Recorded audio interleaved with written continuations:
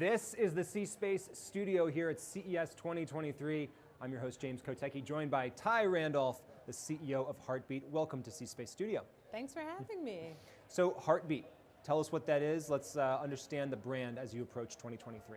Absolutely. HARTBEAT is a company founded by Kevin Hart, hence the name, and we're on a mission to keep the world laughing together. We make, market, monetize comedic IP, all in an effort to connect global audiences around this connective tissue of laughter.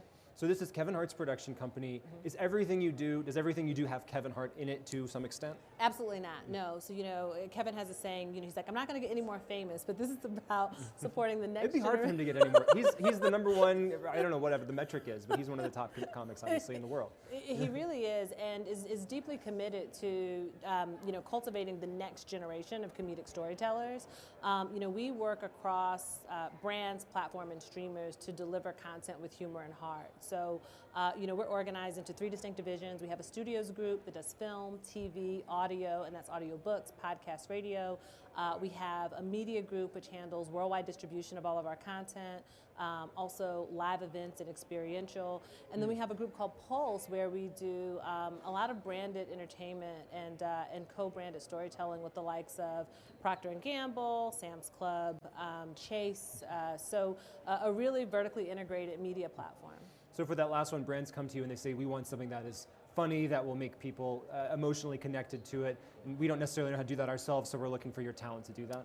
Well, increasingly brands are really looking at us as a thought partner. So the questions look a little bit more like, I am trying to engage, a new demographic. I'm trying to, gain share of heart, share of mind. And they come to us because they know that, we're very effective storytellers and that comedy and laughter is a really effective storytelling device. But we try to play a little higher in the funnel and really not just say, like, how do we create a funny thing, but how do we solve how do we solve a brand's challenge or seize a brand's opportunity, and how do we ultimately deliver a lot of value to the end consumer in doing so? How do you get the talent on board? Are you finding these people organically? Are they coming to you? Do you look at people who are already influential on social media and bring them in? There are a number of ways. I mean, one of the things about having someone like Kevin at the helm is we have a lot of platforms that are really real talent activators. We have a series called Heart to Heart on Peacock where Kevin interviews some of the most brilliant comedic minds or the most brilliant minds in entertainment. And so we've had John Travolta on, Jay-Z, Tracy Ellis Ross. And so, there's this sort of like halo of wanting to come in and have a good time and play with us. Same with Cold as Balls. It's the #1 sports show on the internet. And we've, had athletes on from, by the way, if you don't know what Cold as Balls is, it's Kevin and ice baths with athletes.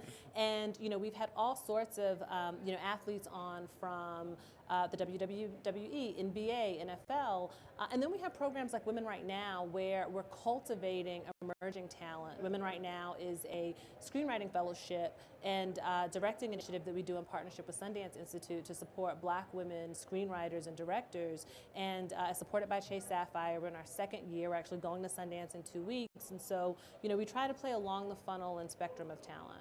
Comedy always evolves as society evolves. This is too broad of a question, but I might as well ask it anyway. Where do you think comedy is right now from your perch? Is there a way that you define it or think about it? Sure.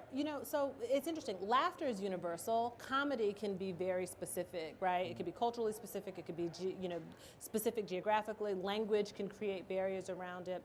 And so, we really try to focus on that broader mission of keeping the world laughing together. And so we focus more on the laughter than the comedy, if that makes sense. Yeah. And so, and because sort of, societal sensibilities will change. There'll be nuances depending on where you're distributing. But at the end of the day, if we pursue that goal of creating entertainment, creating experiences that allow people to drop their shoulders, have some real relief at a time globally when there are unprecedented levels of depression. I was reading a study, I think, by the World Health Organization recently that during COVID, globally, depression spiked 25%.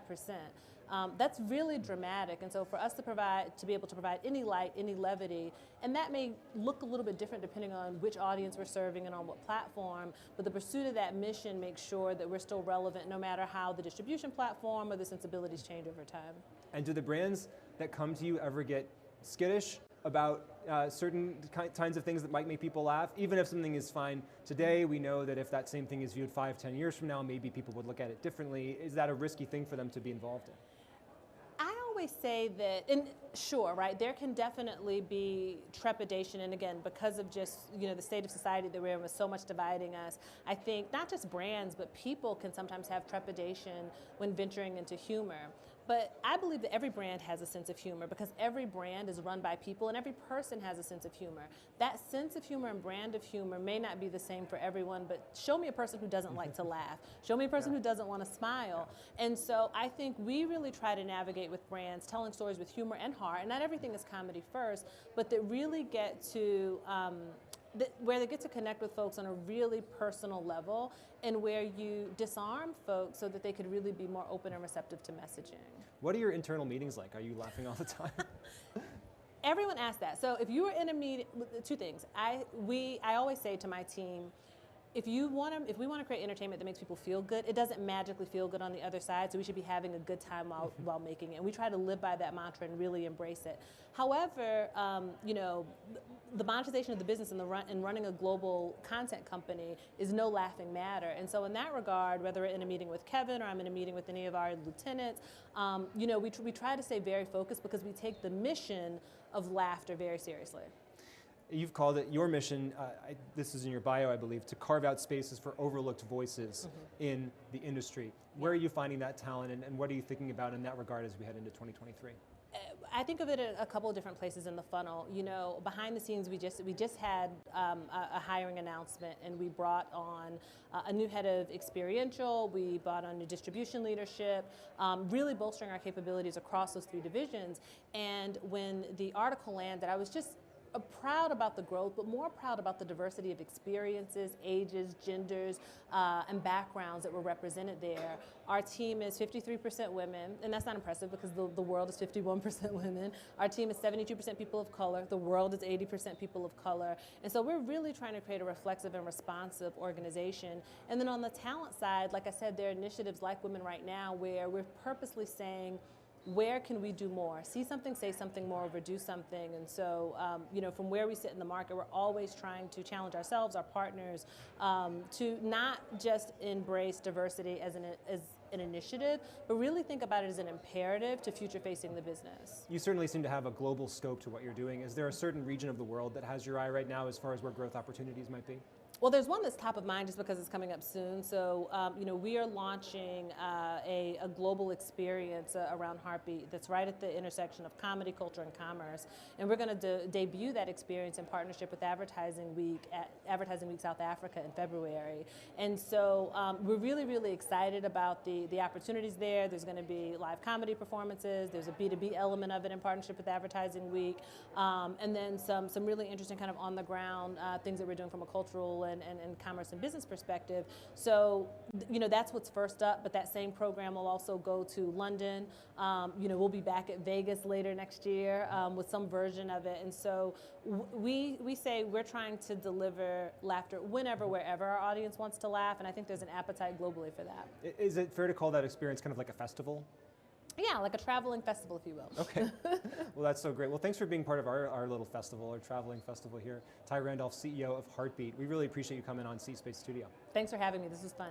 And thank you so much for watching. I'm James Kotecki. This is the C Space Studio from CES 2023, and more great conversations are just ahead. Stay with us.